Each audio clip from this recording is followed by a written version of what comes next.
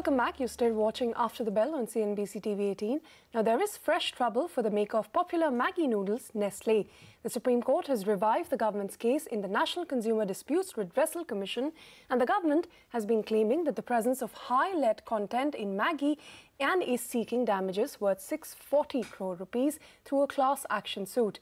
Nestle has dismissed these allegations. Let's go across now to Ashmit Kumar, who has been tracking that story. Ashmit, trouble for Nestle as the ghost of Maggi is back. Indeed, this is a trouble that goes back very many years.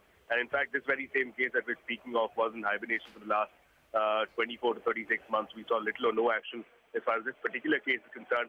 But finally, when the case did come up, the question that was confronting the Apex Court is that once the Apex Court had directed the Mysore lab to sample, to test the Maggi noodles for presence of lead and MSG, and once the report had come, the report for the benefit of our viewers had come in the month of March in the year 2016. Once the report was here, what about the future course of action? Now, as far as the report itself is concerned, Nestle claims that the report clearly says that lead is within permissible limits.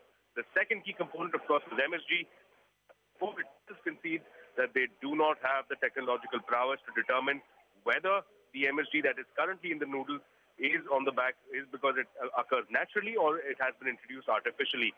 Now, those are the two prominent findings of this Mysore lab report.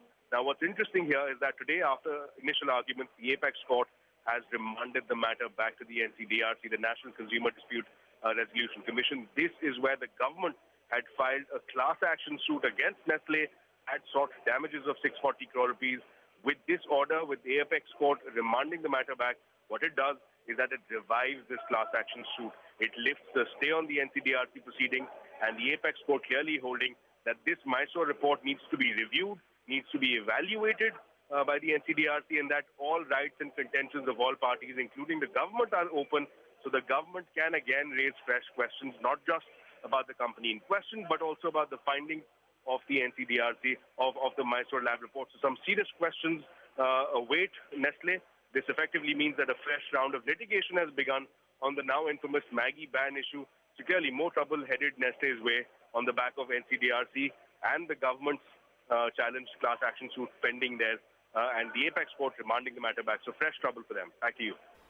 In fact, Nestle has responded, to these developments. That has said, and I quote, "As per the lawyers who appeared for Nestle, the Honourable Supreme Court, in view of reports received from CFTRI, has agreed with Nestle's contention and has set aside both the interim orders passed by NCDRC, which were challenged by Nestle.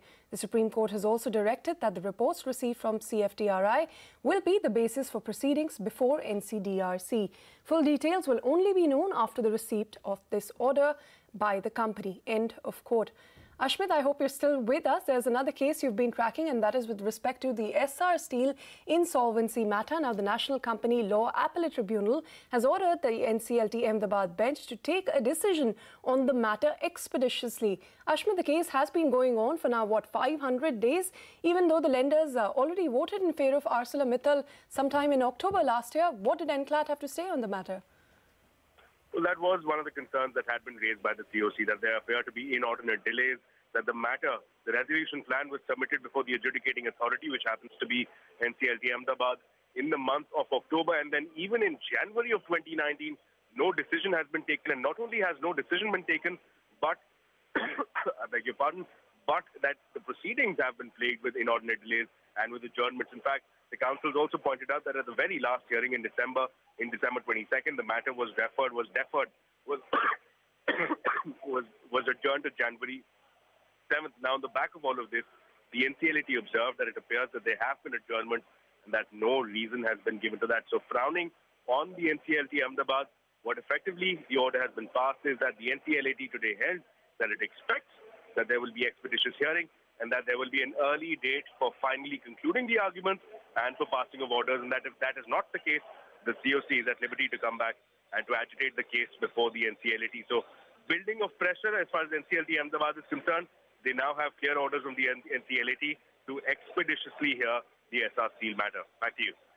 All right, Ashmit, we'll leave it at that. Thank you very much for bringing us both of those important stories from the courtroom.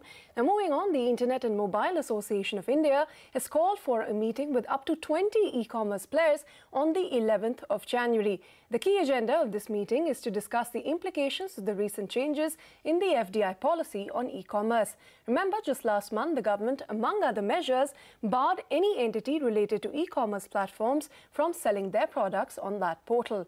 That's not all. The government had prohibited e-commerce players from giving preferential treatment to any supplier as well.